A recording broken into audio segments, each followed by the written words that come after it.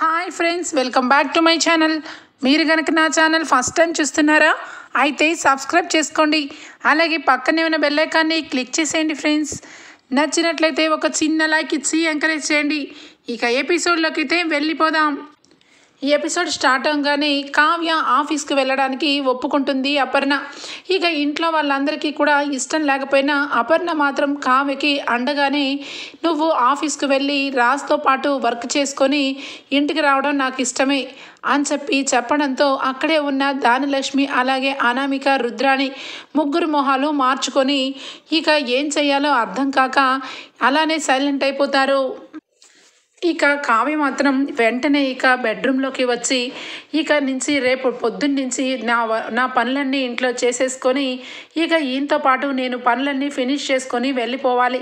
అప్పుడు ఈయన ఎక్కడికి వెళ్తున్నారు, ఎవరితో మాట్లాడుతున్నారు, ఏమేం చేస్తున్నారు అంతా కూడా నాకు తెలిసిపోతుంది. ఇంట్లో నుంచి ఆఫీస్కని బయలుదేరుతూ ఇక మధ్యలో ఆ శ్వేత అనే అమ్మాయితో కలుస్తున్నారు. ఆ విషయం నేను అడగకుండానే ఆయనంతలో ఆయన్ని సమాధానం చెప్పకుండా ఇక హ్యాపీగా ఆ అమ్మాయితో ఎవరితోనో ఇక మాట్లాడుకుంటూ ఉంటున్నారు. ఇది ఖచ్చితంగా తేలుస్తాను, ఈ అమ్మాయికి అలాగే ఇక ఈయనకి ఏంటి సంబంధం, ఆ శ్వేత మీద ఉన్నది ప్రేమ ఫ్రెండ్షిప్పా అన్నది తెలుసుకుంటాను అని కావ్య అనుకుంటుంది.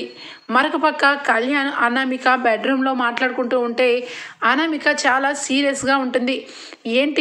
ఏంటి అమ్మాయి గారు ఇంత సీరియస్గా ఉన్నారు, పొద్దున్నుంచి ఒక్కసారి కూడా కనీసం మొహం కూడా చూపించట్లేదు, ఏమైంది అని అడిగితే ఏమైందా, ఏమవ్వాలి, ఇంకా నేను అనుకునేది ఒకటి అయింది ఒకటి అని ఫ్లోలో అనేస్తుంది. ఏమనుకున్నావు, ఏమవ్వలేదు అనగానే అదే నేను ఏమనుకున్నానంటే ఈ ఇంట్లో ఇక రేపటి నుంచి ఆఫీస్కి మీరు వెళ్తారేమో అని అనుకున్నాను, కానీ అది జరగలేదు. ఎప్పుడు ఇంట్లో వంటింట్లో ఉండే మీ వదిన ఇప్పుడు ఆఫీస్కి బయలుదేరుతుందని తెలిసింది. ఇక అది ఎప్పటికీ అవ్వదన్న పని అవుతుంది కదా అని అంటుంది. ఇక కావ్య వదిన ఆఫీస్కి వెళ్ళడం అనేది ఇప్పుడేమీ కొత్త కదా అనామిక, పెళ్ళైన కొత్తల్లో కూడా ఆఫీస్ వరకు ఇక వదిన చాలా బాగా చేసింది. అప్పుడు వదినని ఆఫీస్లో వాళ్ళందరూ కూడా చాలా మెచ్చుకున్నారు. తన డిజైన్స్ చూస్తే నువ్వు కూడా అదరహం అనకుండా ఉండలేవు. ఇక నీ పర్సనల్గా నువ్వేమైనా డిజైన్స్ అన్నీ కూడా నీకు తెలియకపోతే వదిన అడిగి హెల్ప్ తీసుకో, చాలా బాగా డిజైన్స్ చేస్తుంది అనగానే ఇక ఆపుతారా మీ వదిన భజన, ఎంతసేపు కూడా మీ కావ్య వదిన తప్పించి అవతల వ్యక్తి ఏ రకంగా ఉన్నది అన్నది మీకు పట్టింపు లేదా అని అనగానే ఏమైంది అనామిక, ఇందులో తప్పే ఉంది, అంతెందుకు మా అమ్మ అలాగే మా పెద్దమ్మ ఇద్దరు కూడా కావ్య వదిన వేసిన డిజైన్స్ అంటే చాలా ఇష్టపడతారు. అదే నేను నీకు చెప్పాను, ఇందులో నువ్వు ఇరిటేటింగ్గా ఫీల్ అయ్యే విషయం ఏం చెప్పాను నేను అని అంటాడు. ఆ మాటలకి నాకు అదేం తెలియదండి, మీరైతే ఆఫీస్కి వెళ్ళాలి, రాజ్ బాబు గారు లాగా మీరు కూడా ఎండీ సీట్లో కూర్చోవాలి, నాకు కావాల్సింది అదే, అంతకు మించి ఇక మీ వదిన డిజైన్స్ ఎలా ఉంటాయి ఎలా ఉండవు అన్నది నాకేమో అనవసరం అని అనగానే ఉన్న బలంగా ఆఫీస్లో ఎండీ అవ్వడం ఏంటి అనామిక, నీకేమన్నా ఎలా అనిపిస్తుంది, అదేమన్నా చిన్న విషయం అనుకుంటున్నావా, ఎక్కడో ఉన్న ఆఫీస్ని ఇంత ఎత్తుకు తీసుకొచ్చాడు రాజన్నయ్య, దాని వెనకాల ఎంత కృషి ఉందో నీకేం తెలుసు, నేను చిన్నప్పటి నుంచి కవిత్వాలు అనుకుంటూ నా ఇష్టానికి అనుగుణంగా నేను కవిత్వాలు రాసుకుంటూ ఒక మూలను ఉండేవాడిని, కానీ అప్పు నన్ను బయటకు తీసుకొచ్చింది, కావ్య వదిన నాకు ఎప్పటికప్పుడు సలహాలు ఇచ్చుకుంటూ ఈ రోజుకి నేను ఈ స్థానంలో ఉండేలాగా చేసింది, అంత మాత్రాన ఈరోజు రాజన్నయ్యతో సమానంగా ఎలా అయిపోతాను చెప్పు, పెళ్లి చేసుకున్నాను, భార్య వచ్చింది, అంతా బాగానే ఉంది, కానీ మధ్యలో ఈ గొడవలే నాకు నచ్చట్లేదు అనామిక, ఇక ఆఫీస్ వర్క్ అంటావా అది నా ఇష్టం, నాకు వెళ్ళాలనిపించినప్పుడు వెళ్తాను, సహాయం చేసినప్పుడు చేస్తాను, ఇంట్లో పనులు కూడా ఇదంతా కూడా బయట వాళ్ళ ఇల్లు కాదు, ఇంట్లో వాళ్ళు ఎవరు కూడా బయట మనుషులు కాదు, అందరూ మన వాళ్ళే, ఆ ఇంటి పనులు చేయడంలో ఇబ్బంది నీకుంటుందేమో కానీ నాకు ఎప్పుడూ లేదు అని ఇక అనామికకి లెఫ్ట్ అండ్ రైట్ ఇస్తాడు ఇక కళ్యాణ్. ఆ మాటలకి ఏమైనా కూడా మీరు ఆఫీస్కి వెళ్ళరా అని అనగానే ఇప్పుడైతే వెళ్ళను, అన్నయ్య ఎక్కువ వర్క్ ఉన్నప్పుడు నాకు కాల్ చేస్తాడు, అప్పుడు వెళ్తాను, ఇప్పుడు అన్నయ్యకి అంత పెద్ద వర్క్ ఏమీ లేదు కాబట్టి ఇప్పుడు నేను వెళ్ళాల్సిన అవసరం లేదు, అయినా నేను కవిత్వం ఒకటి స్టార్ట్ చేస్తున్నాను, అది ఖచ్చితంగా చాలా బాగుంటుంది, అది అచ్చు వేయించే పనిలో ఉన్నాను, ఇప్పుడు నన్ను ఇరిటేట్ చేయొద్దు అనామిక ప్లీజ్ అని అక్కడి నుంచి వెళ్ళిపోతాడు కళ్యాణ్. ఇక అప్పుడే వాళ్ళ అమ్మ ఫోన్ చేస్తుంది అనామికకి. ఏంటి మమ్మీ చెప్పు అని చెప్పి చాలా విసుగ్గా అంటుంది. ఏంటి బేబీ అంత విసుక్కుంటున్నావేంటి, ఏమైంది, ఇంట్లో ఏమైనా గొడవలు అయినాయా అని చెప్పి అనగానే, అవునమ్మా గొడవలే అవుతున్నాయి, పెళ్ళైనప్పటి నుంచి అన్ని విషయాల్లోనూ గొడవలే, ఇప్పటికీ నా విషయంలో ఒక్కటి కూడా సవ్యంగా జరగలేదు, ఇప్పుడేమో అని చెప్పి ఆపేస్తుంది. అదేంటి ఏం జరిగిందో చెప్పవే, చెప్పకపోతే నాకెలా తెలుస్తుంది, అయినా అల్లుడు గారికి నువ్వంటే చాలా ఇష్టం, ఆ ఇష్టాన్ని పణంగా పెట్టుకొని ఇక నీ ఇష్టం వచ్చినట్టుగా చేస్తానని చెప్పావు కదా, ఇంట్లో కావ్యని అందరి ముందు ఇక తప్పు పట్టేలాగా చేస్తానన్నావు కదా, ఎంతవరకు వచ్చింది అని చెప్పి అడగానే, నా బొంద నా తలకాయ ఎక్కడి వరకు రాలేదమ్మా, ఇంకా నిజంగా చెప్పాలంటే ఆ కావ్య ఉన్న బలంగా అంచెలంచెలో ఎదుగుతుంది, ఈరోజు ఆఫీస్కి వెళ్తుందని వాళ్ళ అత్తగారిని పర్మిషన్ అడిగింది అనగానే, ఖచ్చితంగా ఇచ్చుండరు, ఎందుకంటే అపర్ణ అన్న ఆవిడకి అస్సలు నచ్చదు వాళ్ళ కావ్య అంటే ఒట్టి కట్టు బానిస తప్పించి ఏ రోజు కోడలు కాలేదని చాలాసార్లు అనడం విన్నాను అనగానే, అక్కడే మనం అందరం కూడా రాంగ్గా అనుకున్నాం, ఏమైందో ఏమో ఆ అపర్ణ గారు కూడా ఇక ఆవిడ గారిని తీసుకొని వెళ్ళి ఆఫీస్కి వెళ్ళమని ఇక పర్మిషన్ గ్రాంట్ చేశారు, అయినా అపర్ణ అత్తయ్యకి ఈ మధ్య కావ్య అంటే చాలా ప్రేమ పొంగిపోతుంది అని చెప్పి అనడంతో, ఏమైంది ఆ కావ్యని ఇక రోజు రోజుకి ఏదో ఒక విధంగా పైకి వెళ్తూనే ఉంటుంది, తను ఉన్న బలంగా ఆఫీస్కి వెళ్ళడం ఏంటి అనగానే, అదే అమ్మ అర్థం కావట్లేదు, కావ్య ఎప్పుడు చూసినా వంటగదిలోనే ఉంటుంది, అలాంటిది ఈరోజు ఆఫీస్కి వెళ్తానని చెప్పింది, ఆఫీస్కి వెళితే ఇంట్లో పనులన్నీ ఎవరు చేస్తారు అని చెప్పి గట్టిగా అడగాలనుకున్నాను, కానీ నువ్వు కూడా ఈ ఇంటి కోడలివే కదా, నువ్వు పని చెయ్యి అని చెప్పి అంటారేమోనని భయపడ్డాను, కానీ నిజంగా చెప్పాలంటే నాకు రేపటి రోజు నుంచి ఇంట్లో పనంతా కూడా నా నెత్తి మీదే పడుతుంది, ఇటు చూస్తే కళ్యాణ్ ఏమో కవిత్వాలు అని చెప్పి పిచ్చి రాతలు గీసుకుంటూ ఉంటాడు ఒక మూల, నేను ఇక ఏం చెయ్యాలి, ఏ వైపు నుంచి కావ్యని అందరి ముందు తక్కువ చెయ్యాలి, ఇంట్లో ఉండదు, ఆఫీస్కి వెళ్ళిపోతుంది, ఎప్పుడో నైట్ 10 ఇంటికి వస్తుంది, అప్పుడు నేను ఏ విధంగా ఆవిడ గారి మీద పెత్తనం చెలాయించాలి, ఆవిడ గారిని తప్పని చూపించాలి, అదే ఆలోచిస్తున్నాను మమ్మీ అనగానే, ఓసే పిచ్చి మొద్దు, కావ్య ఇంట్లో లేకుండా పొద్దున్నెళ్ళి రాత్రికి వస్తుంది అంటే అర్థం ఏంటే, ఇల్లు నీకు అప్పచెప్పిందని అర్థం, ఇక ఇంట్లో నువ్వే మహారాణివి, ఇక వంటగదిలో వంటలు అవన్నీ కూడా మీ అత్తగారి వ్యవహారం, నువ్వు కొత్త పెళ్లి కూతురువి, నువ్వు ఖచ్చితంగా ఇక బెడ్రూమ్లోనే ఉంటూ నువ్వు చేయాల్సిన పనులన్నీ చేసుకుంటూ పో, ఇక కళ్యాణ్ని మెల్లగా గ్రిప్పులోకి లాక్కొని ఖచ్చితంగా ఇక 2 కోట్లు అప్పు తీర్చిన సంగతి అయితే నీకు తెలియనట్టుగానే ఉండు, ఎందుకంటే నీకు తెలిసి కావాలనే పెళ్లి చేసుకున్నావు అనుకుంటాడు అనగానే, ఏమో మమ్మీ నాకైతే కూడా ఏంటో భయం వేస్తుంది, మనం అనుకున్నది జరగదని అనగానే, అన్నిటికీ మనకి ఒకళ్ళంటే అయితే ఉన్నారు కదా, ఇక వాళ్ళు ఏం చెప్తే అది మనం చేయడమే, నువ్వు కామ్గా ఉండు, రేపు జరిగేది రేపు చూసుకుందాం, ఇంతలో ఆలోచించి మనసు పాడు చేసుకోవద్దు అని చెప్పి చెప్తుంది. ఇక అక్కడి నుంచి ఫోన్ పెట్టేస్తుంది అనామిక. ఇక రాజ్ అయితే శ్వేత దగ్గరికి వెళ్తాడు. శ్వేత ఇక రెడీ అయ్యి ఉంటుంది. ఏంటి శ్వేత ఎలా ఉంది నీ చెయ్యి, బాగానే ఉందా అనగానే, బాగానే ఉంది రాజ్, నేను బాగానే ఉన్నాను అని చెప్పి అనగానే, అమ్మయ్య గండం గడిచింది, అయినా నువ్వెలా ఆ రకంగా ఉంటావు ఇంట్లో ఒక్కదానివి, నీకు చాలాసార్లు చెప్పాను మా ఇంటికి రా, మా ఇంట్లో ఉందో కానీ అంటే నువ్వు రావు, ఇటేమో వాడు నిన్ను చూడు ఎంత ఘోరం తలపెట్టాడో, కొంచెం ఉంటే నీ ప్రాణానికే ముప్పు వచ్చేది అని చెప్పి అంటాడు రాజ్. ఆ మాటలకి, పోనీలే రాజ్, పోతే పోయిని వెధవ ప్రాణాలు, నాకేమీ బ్రతకాలనేమీ లేదు రాజ్ అని చెప్పి కన్నీరు కారుస్తుంది. ఇక వెంటనే, అదేంటి అలా మాట్లాడుతున్నావు, పిచ్చిగా ఉన్న పట్టిందా, అయినా నువ్వేం తప్పు చేసావని నువ్వు చనిపోవడానికి నిన్ను టార్చర్ పెడుతున్నా వాణ్ణి కటకటాల వెనకాల పంపించాలి, అప్పుడు హాయిగా నీ జీవితం బాగుంటుంది అనగానే, ఏమో రాజ్, రోజు రోజుకి ఒంటరిగా ఉన్న ఫీలింగ్ నాలో చాలా బాధని పెడుతుంది, ఇక ఏ రోజుకి ఏ రకంగా ఉంటానో, ఏ టయానికి వాడు వచ్చి నా ఇంటి మీద పడతాడా అని భయంతో బతుకుతున్నాను రాజ్, ఈరోజు నువ్వు వచ్చి టయానికి నన్ను కాపాడావు, లేదంటే ఈరోజు నేను ఇక్కడ ఉండేదాన్ని కాదు కదా రాజ్ అని చెప్పి ఏడుస్తూ ఉంటే, లేదు శ్వేత నువ్వు ఎప్పుడూ నీకు ఏమీ జరగదు, నీ మనసు చాలా మంచిది, నీ గురించి నువ్వు ఎక్కువ ఆలోచిస్తూ టెన్షన్ తీసుకుంటున్నావు, అలాంటి టెన్షన్ ఏం పడద్దు, నీకు ఖచ్చితంగా అన్యాయం అయితే జరగదు, న్యాయం జరుగుతుంది అని చెప్పి రాజ్ అయితే ధైర్యం చెప్తూ ఉంటే, ఏమో రాజ్ నాకైతే నమ్మకం పోతుంది, రోజు రోజుకి నా జీవితం ఏమైపోతుందా, ఇక ఒంటరిగా ఇలాగే నా జీవితం గడిపేయాలా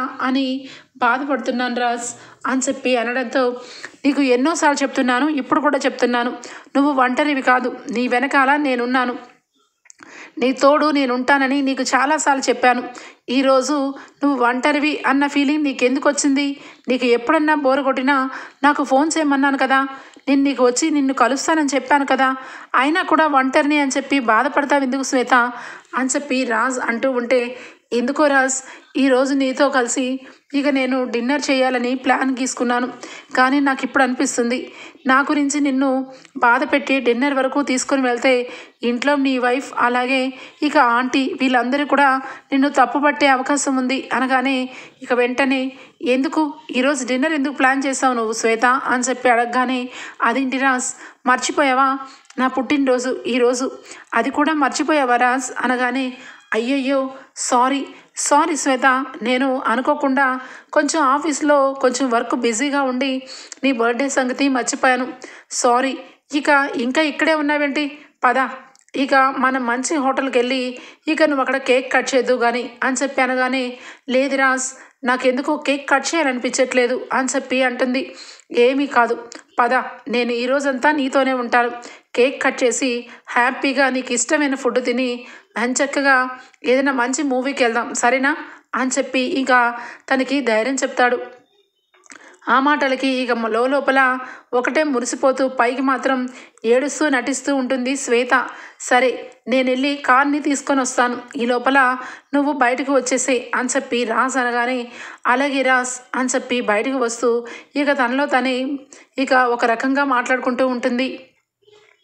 చూడు రాజ్, ఇక ఈరోజు ఒక్కరోజు చాలు నువ్వు నా వాడివైపోవడానికి, అయినా నువ్వు ఇంత అమాయకుడివేంటి రాజ్, నా గురించి ఏది చెప్పినా నమ్మేస్తావా అని చెప్పి మనసులో అనుకుంటూ, ఒకప్పుడు ఏదో టైం బాగోక నువ్వు నేను విడిపోయాం, అందుకని శాశ్వతంగా విడిపోవాలనుకుంటున్నావా, ఎప్పటికీ కుదరని విషయం రాజ్, నువ్వంటే నాకు పిచ్చి ప్రేమ, నీకు అలాగే ఆ కళావతికి ఇద్దరికీ కూడా పెళ్లి జరిగింది, ఇద్దరు భార్యాభర్తలుగా లేరు అన్న సంగతి తెలుసుకున్న మరుక్షణం నాకు ఎక్కడో ఆశలు చిగురించాయి, నువ్వు నా వాడివని.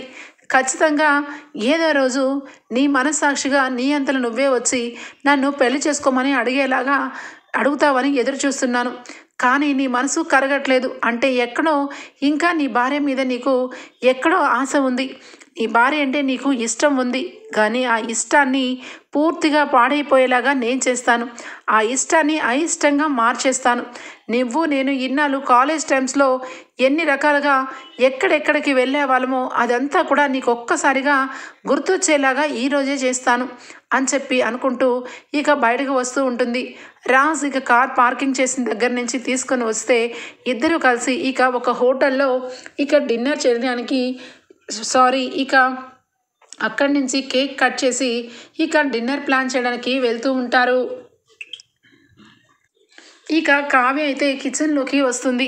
కిచెన్లో ఫ్రిడ్జ్లో చూసేసరికి ఏ వెజిటబుల్స్ కనిపించవు.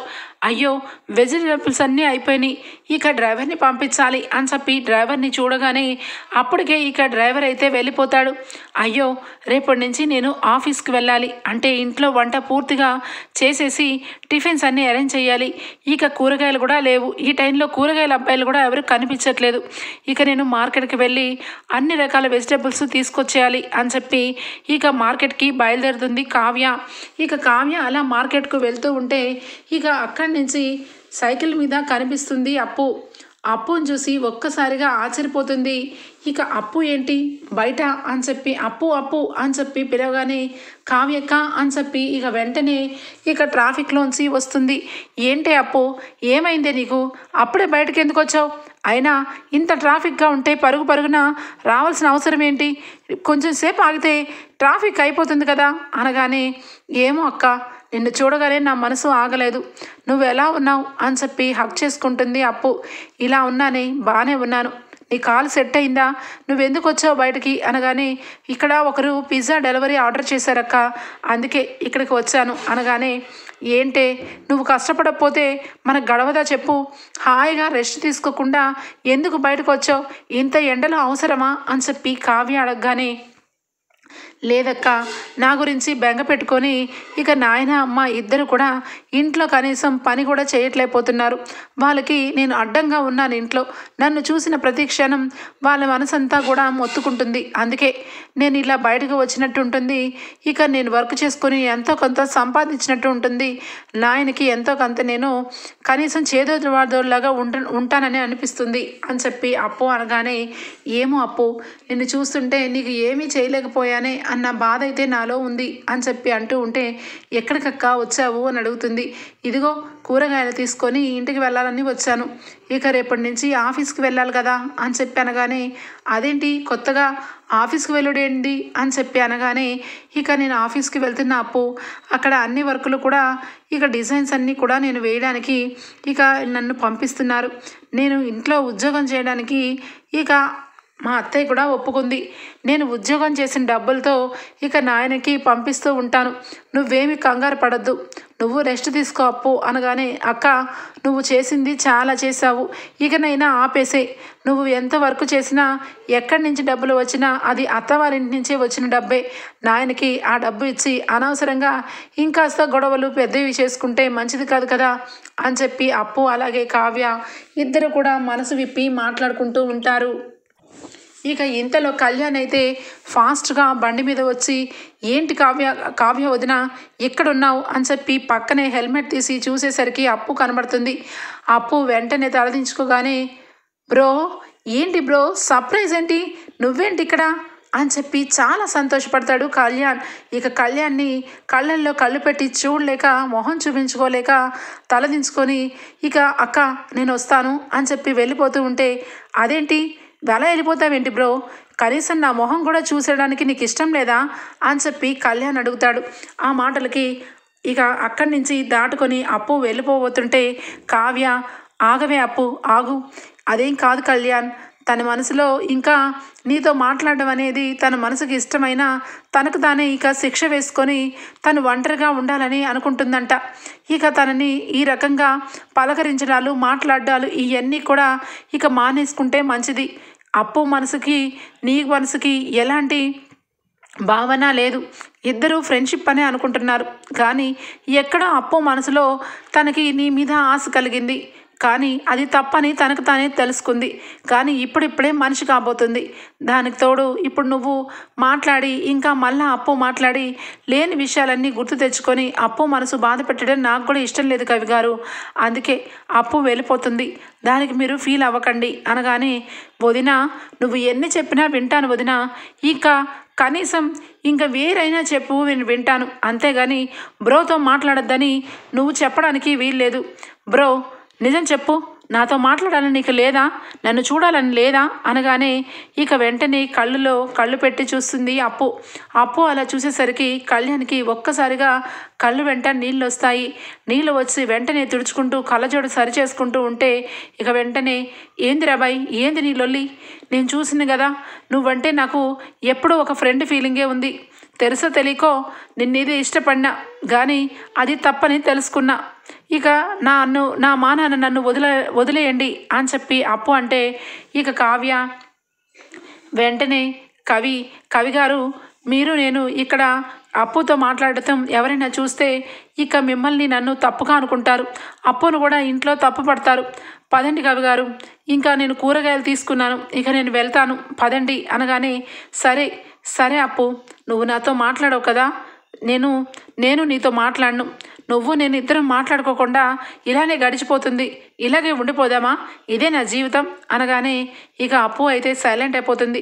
ఏది ఏమైనా ఎవరు ఏమన్నా నువ్వు నేను ఇద్దరం ఫ్రెండ్స్, అది కూడా చాలా బెస్ట్ ఫ్రెండ్స్. ఎవరు ఎన్నో అంటారని నేను నీ ఫ్రెండ్షిప్ ఎలా మర్చిపోతాను, నీతో మాట్లాడటం ఎలా మానేస్తాను, అనుకోకుండా ఇప్పుడు ఇక్కడ కనిపించావు, అందుకే చెప్తున్నాను. ఇక నుంచి నేను నీకు నార్మల్గా ఫోన్ చేస్తాను, నువ్వు మంచిగా ఫోన్లో లిఫ్ట్ చేసి ఇన్నాళ్ళ మాదిరిగానే నాతో మాట్లాడాలి. నా బ్రో నాతో ఎప్పుడు సరదాగానే ఉండాలి, ఈ విధంగా ఉండడానికి ఎవరు వీల్లేదన్నా నేను ఒప్పుకునేది లేదు అని చెప్పి సీరియస్గా కళ్యాణ్ అయితే అక్కడి నుంచి ఇక వెళ్ళిపోతాడు. ఇక కావ్య కూడా సరే అప్పు నేను వెళ్తున్నాను అని చెప్పి ఇక ఆ కళ్యాణ్ అలాగే ఒకవైపు అప్పు ఇక పిజ్జా డెలివరీకి కావ్య ఇంటికి వచ్చేస్తారు. ఇక అప్పు అక్కడి నుంచి బయలుదేరుతూ ఉంటుంది. మరొక వైపు ఇంకా గుడి వైపు ఒకళ్ళు ఆర్డర్ చేయడం వల్ల ఇక టెంపుల్కి దగ్గరున్న అడ్రస్కి వెళ్తుంది అప్పు. ఇదే కదా ఇక్కడే కదా చెప్పారు, అదేంటి ఇంకా ఎవరు రాలేదు అని చెప్పి అనుకుంటూ ఉంటే ఇంకా అక్కడ కారులోంచి రాజ్ అలాగే శ్వేత ఇద్దరు కూడా కారులోంచి దిగుతారు. ఇద్దరిని చూసి ఇక షాక్ అయిపోతుంది అప్పు. అదేంటి రాజ్ బావలా ఉన్నాడు, పక్కన ఈ అమ్మాయి ఎవరు, ఈ అమ్మాయితో రాజ్ బావ ఇక గుడికి తీసుకొచ్చాడేంటి, తెలిసిన అమ్మాయా లేదంటే ఫ్రెండా, తెలిసిన అమ్మాయి అయితే నాకు కూడా తెలిసి ఉండాలి, ఎప్పటి నుంచో ఇక వీళ్ళ ఇంట్లో ఎవరెవరు ఏంటి అన్నది నాకు చాలా కళ్యాణ్ చెప్పాడు, ఇక అక్క కూడా చెప్పింది, ఇక ఈ అమ్మాయిని చూస్తుంటే కొత్త ముఖంలా అనిపిస్తుంది అని చెప్పి తెలియకుండా ఫాలో అవుతుంది. ఇక రాజ్ శ్వేత ఇద్దరు కూడా కూర్చొని మాట్లాడుకుంటూ ఉంటారు. ఇక దర్శనం అయితే అయిపోతుంది. ఇక వెనకాలే ఉంటుంది కానీ వాళ్ళకి కనిపించకుండా తిరుగుతూ ఉంటుంది అప్పు. ఇంతలో రాజ్కి ఇక అర్జెంట్ కాల్ రావడంతో ఇక వెంటనే రాజ్ అయితే నేను ఆఫీస్కి వెళ్తున్నాను, నాకు చాలా పనుంది శ్వేత, కావాలంటే నేను ఒక 2-3 అవర్స్ తర్వాత మళ్ళీ నిన్ను కలుస్తాను, అప్పుడు నువ్వు ఫ్రీగా ఉంటే మన ఇద్దరం వెళ్ళి డిన్నర్ చేద్దాం, ఇప్పుడైతే అనుకోకుండా మీటింగ్ అయితే అరేంజ్ చేశారంట, వెళ్ళాలి అని చెప్పి రాజ్ వెళ్ళిపోతాడు. సరే రాజ్ నీ ఇష్టం, నీ కోసం నేను వెయిట్ చేస్తూ ఉంటాను రాజ్, ఒక 4 అవర్స్ తర్వాత అయినా ఫ్రీ చేసుకుంటే మన ఇద్దరం డిన్నర్ చేద్దాం, చాలా రోజులైంది రాజ్ అని చెప్పి అంటుంది. ఆ మాటలకి ఇక రాజ్ అయితే సరేనని వెళ్ళిపోతాడు. ఏంటి ఈ అమ్మాయి ఏంటి రాజ్ రాజ్ అని చెప్పి సింగిల్ వర్డ్తో మాట్లాడుతుంది, అలాగే ఇక నీతో స్పెండ్ చేయాలనిపిస్తుంది అంటే రాజ్ బావా ఈ అమ్మాయిని ఇంకా అని తప్పుగా అనుకుంటున్నాను, రాజ్ బావ ఎప్పటికీ అలా చేయడు, మా కుటుంబంలో రాజ్ బావే నిజమైన దేవుడు లాంటి వ్యక్తి, నాకు ఇక హాస్పిటల్ బిల్లుని కట్టి ఇక ఇంట్లో ఏది కావాలన్నా కూడా కావ్యక్కకు తెలియకుండా హెల్ప్ చేస్తాడు, రాజ్ బావ అలాంటి వ్యక్తి కాదు, ఈ అమ్మాయి ఫ్రెండ్ అయ్యి ఉండొచ్చు అని చెప్పి అనుకుంటూ ఉండగానే ఎంతలో ఒక వ్యక్తి అయితే వస్తాడు. ఇక శ్వేత దగ్గరికి రావడంతో హాయ్ అని చెప్పి ఇద్దరు కూడా షేక్ హ్యాండ్ ఇచ్చుకుంటూ ఏంటి ఇంత ఆలస్యం అని చెప్పి అంటుంది. ఎందుకుండదు ఇంత ఆలస్యం, ఖచ్చితంగా నేను తొందరగానే వద్దాం అనుకున్నాను కానీ అస్సలు కుదరలేదు అనగానే ఏమైంది ఇంతకీ ఆ రాజ్కి నీకు ఇక ఎంతవరకు వచ్చింది అనగానే ఎంతవరకు వచ్చిందంటావేంటి, అసలు రాజ్ మనసులో నేనున్నానా లేదా అన్నది తెలుసుకుందామనే ప్రయత్నం చేస్తున్నాను, కానీ ఎంతసేపు ఇక కళావతి అని ఆఫీస్ అని మరొక పక్క అమ్మని ఈ మాటలు తప్పించి వేరొక మాట మాట్లాడే ఇక నేను అలాగే రాజ్ ఇద్దరం ఒకప్పుడు కాలేజ్ మేట్స్, ఇద్దరం ఒకప్పుడు మంచి ఫ్రెండ్స్, ఇక అది అడ్డు పెట్టుకొని ఇక లేనిపోని హడావుడి చేస్తూ నాకు పెళ్ళయింది, ఇక టార్చర్ పెడుతున్నాడు నా భర్త, నాకు ఒక భయంకరమైన వ్యాధి ఉందని అన్నీ కూడా అబద్ధాలు చెప్పినా కూడా ఇంకా రాజ్ నన్ను దగ్గరకు తీసుకోవట్లేదు, ఇక ఒకప్పుడు నీ ఫ్రెండ్ని నిన్ను ఇష్టపడ్డాను, ఇప్పుడు నా లైఫ్లోకి వస్తావా అని చెప్పి అడుగుతాడేమోనని ఎదురు చూస్తున్నాను, కానీ అదేమీ లేదు, ఇంకా కావ్య గురించి ఎప్పుడు చూసినా ఏదో ఒక విధంగా ఫోన్ రావడం వెళ్ళిపోవడం, ఆ కావ్యని రాజ్ని ఇద్దరిని విడదీసి ఇక త్వరలో వాళ్ళ ఇంటికి వెళ్ళాలని కోరుకుంటున్నానని నీకు కూడా తెలుసు, ఇక నువ్వు భర్తవని ఇంకా ఈ నాటకంలో నిన్ను ఇక నిలబెడుతుంటే కనీసం నువ్వేంటి ఇంత ఆలస్యంగా వచ్చావు, నువ్వు వచ్చి కావాలని గుడిలో నా మీద గొడవ పెట్టుకొని ఇక రాజ్ ముందు నన్ను ఒక దెబ్బ కొడితే రాజ్ నిన్ను కొడతాడు, అప్పుడు ఆ వైరల్గా మారుతుంది, వైరల్గా మారినాక ఖచ్చితంగా ఈ విషయం రాజ్ సీరియస్గా తీసుకొని ఇంటికి తీసుకొని వెళ్తాడేమో అనుకున్నా, కానీ అంత ప్లాప్ చేసావు నువ్వు అని చెప్పి ఇక ఆ వ్యక్తితో మాట్లాడుతూ ఉంటే ఒక్కసారిగా ఉలిక్కి పడుతుంది అప్పు. అసలు నిజంగా ఇక రాజ్ బావుకి ఫ్రెండేనా, అయినా కూడా వెనక ఇన్ని గోతులు తవ్వుతుందా, కావ్యక్కని రాజ్ బావుని వేరు చేస్తుందా, దీని సంగతి ఇలా కాదు దీన్ని అని చెప్పి ముందుకు వెళ్తూ ఆహా ఇప్పుడు కరెక్ట్ కాదు, నా కాలు కూడా సెట్ కాలేదు, కాలు కరెక్ట్గా ఉంటేనా నా కాలుతో దీని మొహం మీద ఒక్కటి ఇచ్చేదాన్ని, దీని మొహం మండ, మా అక్కని ఇక అలాగే బావని వేరు చేస్తుందా, దీని మొహం అద్దంలో ఎప్పుడన్నా చూసుకుందా అని చెప్పి ఇక వెంటనే దీని భాగోతాన్ని ఇంట్లో వాళ్ళకి తెలియచేయాలి, ముఖ్యంగా రాజ్ బావకి, ఇక ఈ విషయం అక్కకు చెప్పినా కూడా అది ఎంతవరకు అవుతుంది, ఖచ్చితంగా రాజ్ బాబుకే పంపించాలి అని చెప్పి జేబులో ఉన్న సెల్ ఫోన్ తీసి ఇక శ్వేత పక్కన ఉన్న శ్వేత శ్వేతని ఇద్దరు మాట్లాడుకున్న మాటల్ని అన్నీ కూడా ఇక రికార్డ్ చేస్తుంది.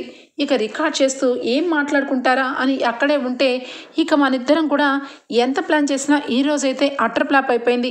ఈవినింగ్ మళ్ళీ రాజ్ ఇక నన్ను తీసుకొని డిన్నర్కి వెళ్తాడు.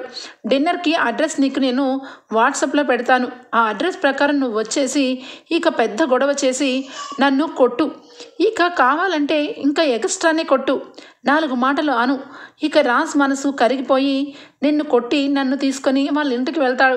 ఇక ఇంటికి వెళ్ళిన మరుక్షణం రాజు నా సొంతం చేసుకోవడం ఎంతవరకు, ఒక్క నిమిషం కూడా నా చేతిలోనే ఉంటుంది, అది గుర్తుపెట్టుకో అని చెప్పి ఇక శ్వేత అయితే విచ్చలవిడిగా మాట్లాడుతూ ఉంటుంది. అవన్నీ కూడా ఫోన్లో ఎక్కించుకొని ఇక వెంటనే అప్పు అయితే అక్కడి నుంచి బయటపడి ఇంకా వెంటనే రాజ్ బాబుకి ఫోన్ చేయాలి అని చెప్పి ఫోన్ చేస్తూ ఉంటుంది. ఇక రాజ్ అయితే ఎవరబ్బా అని చెప్పి చూసుకోగానే అప్పు ఫోన్ చేస్తుందేంటి, అప్పు ఎందుకు చేస్తుంది, ఏదో జరిగింది అందుకే నాకు చేస్తుంది, ఎందుకైనా మంచిది లిఫ్ట్ చేద్దాం అని చెప్పి రాజ్ అయితే లిఫ్ట్ చేస్తాడు. ఇక వెంటనే బావా నీకు ఒక వీడియో పంపించినా అది నువ్వు వెంటనే చూసుకుంటే నీకే మంచిది, ఇక నువ్వు ఫ్రెండ్స్ అనుకున్న వాళ్ళు బద్ద శత్రువులని నీకే అర్థమవుతుంది, ఒక్కసారి చూసుకో బావా అని చెప్పి అంటుంది అప్పు. ఏం మాట్లాడుతున్నావు, ఏం వీడియో అనగానే అయ్యో బావా ఎక్కువ టైం లేదు, ఒకసారి చూసుకో నీకే అర్థమవుతుంది అని చెప్పి ఫోన్ పెట్టేస్తుంది. ఇక వెంటనే ఫోన్ అయితే చూసుకుంటాడు రాజ్. చూసుకున్న మరుక్షణం వీడియోలో శ్వేత బండారం మొత్తం కూడా వింటాడు. శ్వేత చాలా ఘోరంగా ఇక రాజ్ని మోసం చేసిందన్న విషయం తెలుసుకుంటాడు. ఈ శ్వేత సంగతి ఈ రకంగా ఉందా, పెళ్ళి ఏమీ లేకుండా ఇక ఒంట్లో వ్యాధి ఏమీ లేకుండా కావాలని నా లైఫ్లోకి వచ్చి నన్ను కళావతిని వేరు చేసి కుటుంబంలో అడుగు పెట్టాలని చూస్తున్నావా, నీ బండారం అంతా కూడా బయట పెట్టింది అప్పు. ఖచ్చితంగా డిన్నర్కి వస్తాను, కానీ డిన్నర్ చేయడానికి కాదు, నిన్ను సెల్లో వేయించడానికి అని చెప్పి రాజ్కైతే చాలా కోపం వస్తుంది. ఇక ఫోన్ని తీసుకొని జేబులో పెట్టుకొని ఇక ఎంత తొందరగా ఇక ఆఫీస్ వర్క్ ఫినిష్ చేసుకొని నైట్ వెళ్ళి ఈ శ్వేత పని పట్టాలి అని చెప్పి చాలా కోపంతో ఉంటాడు రాజ్. ఇక ఇంటికి వచ్చేసరికి లేట్ అయిపోతుంది రాజ్కి. ఇక రాజ్ అయితే కోపంతో శ్వేత చాలా చీటర్ అని తెలుసుకొని శ్వేతని కలిసి శ్వేతని ఇక ఖచ్చితంగా బుద్ధి చెప్పాలని అనుకుంటాడు. ఇక వెంటనే ఇక ఇంట్లో ఉన్న కావ్య వంక చూస్తాడు. కావ్య తన పని తను చేసుకుంటూ ఉంటే, కావ్య నీ దగ్గర కొంతకాలం నుంచి కొన్ని విషయాలు దాచాను, అవన్నీ కూడా క్లారిటీ వచ్చినాక అడుగుతాను అని నన్ను చాలాసార్లు అంటున్నావు, కానీ నిజంగా నాకు క్లారిటీ వచ్చింది, నీకే తెలియజేయాలి పద అని చెప్పి కారులో కావ్యని తీసుకొని వెళ్తాడు. కావ్యని తీసుకొని వెళ్ళి శ్వేతని కలుస్తాడు. శ్వేతని ఇక కావ్య ముందే చంపకేసి కొడతాడు. ఏమైందండి, ఏం చేస్తున్నారు అనగానే ఇది ఒక పచ్చి మోసగత్త, ఇది నన్ను వేరు చేసి ఇక మన ఇంట్లోకి వచ్చి అడుగు పెట్టాలని చూసింది. ఒకప్పుడు నాతో కాలేజ్ చదువుకుంది, ఒకప్పుడు నాతో చాలా మంచి ఫ్రెండ్ అని నేను నమ్మాను, కానీ ఇది నా వెనకాల ఎన్ని గోతులు తవ్వుతుందంటే కావాలని మన ఇద్దరిని విడదీసి నాతో పెళ్లి చేసుకొని మా ఇంట్లో సెటిల్ అవ్వాలని చూస్తుంది. ఇలాంటి వ్యక్తుల్ని ఏం చేయమంటావు కావ్య అనగానే కావ్యకి చాలా కోపం వస్తుంది. వీడియో చూసి ఇక చంప మీద చెల్లుమని కొడుతుంది. రాజు ఒక చంపని, కావ్య ఒక చంపని ఇద్దరు కలిసి 2 చంపలు వాయించి ఇదే నీకు లాస్ట్ అండ్ ఫైనల్ వార్నింగ్, నిన్నిప్పటికిప్పుడు పోలీసుల్ని పట్టించగలను, కానీ ఒకప్పుడు నాతో చదువుకున్న దానివని ఇక నువ్వు నాతో ఒక ఫ్రెండ్గా ఉన్నావని నిన్ను వదిలేస్తున్నా, నీ దారిన నువ్వు ఫారెన్ వెళ్తావో ఇంకెక్కడికి వెళ్తావో వెళ్ళు, ఇంకెప్పుడు కూడా నీ మొహం నాకు చూపించకు అని చెప్పి రాజు అయితే గట్టి వార్నింగ్ ఇచ్చి కావ్యం తీసుకొని ఇంటికి వెళ్ళిపోతాడు. Okay friends, bye, take care, thank you for watching. Hi friends, welcome back to my